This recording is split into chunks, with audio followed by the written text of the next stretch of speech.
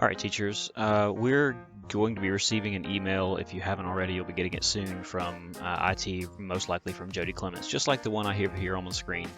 It's basically telling us we're going to have to set up a multi-factor authentication or a two-factor authentication. You guys have most likely seen that when logging into like Netflix or something like that. It'll ask you and you have to do a little quick thing on your phone to approve it or whatever. So it's very similar to that, except it's just for Mobile County login information. Okay, if you read through the information in his email and on the newsletter, it tells you exactly why and what the benefits are. The good news is you don't have to change your password anymore unless you choose to do so. All right, so let's go through this real quick. Basically, in the email, you'll have this link right here, and when you click this link, it's going to take you to this page. Okay, this page here is the why, I guess we're doing this, or what and why and who and where and when and all that kind of stuff, right? So that's all good information to read through. It explains everything you really would want or need to know.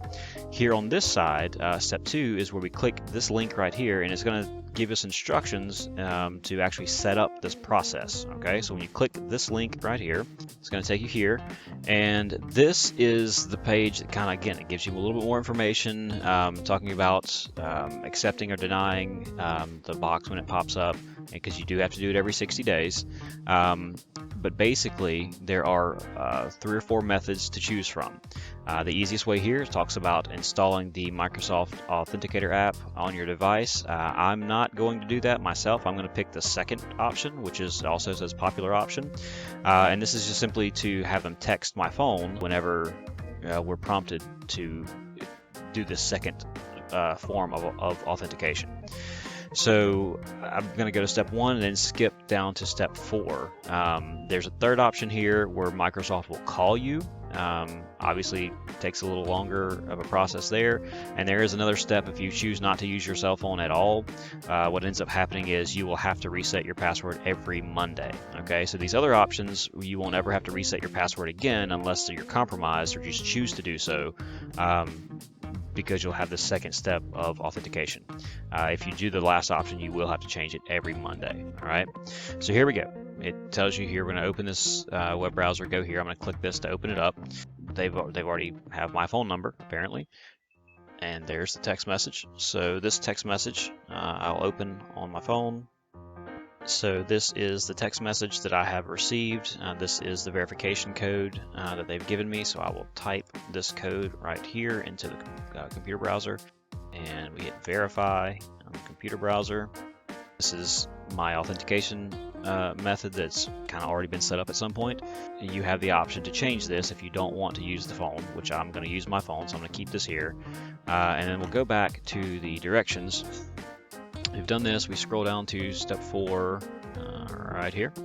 Again, I'm not going to change this. I'm going to keep it the same. So I'm not going to bother with this part right here. It's going to ask you this anytime you sign into a new device, or every so many days, or if for some reason it thinks it's risky, it will ask you to authenticate yourself.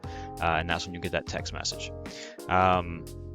The rest of it just kind of goes through and shows you on your computer what it would look like. It shows you, you have this option here to choose not to ask you for so many days. This shows you screenshots from the phone of if you have the app, what it would look like, and the notifications that come up. And again, you have some screenshots from a phone and kind of what it would look like. And that's really all there is to this. That's all. It's not a hard process at all. It's pretty straightforward.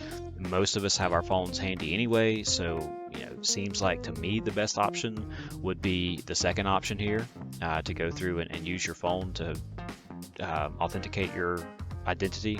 But if you choose another method, that's perfectly fine. Just follow the steps, and if you have a question, by all means let me know, and I'll be glad to assist, show you whatever I need to show you.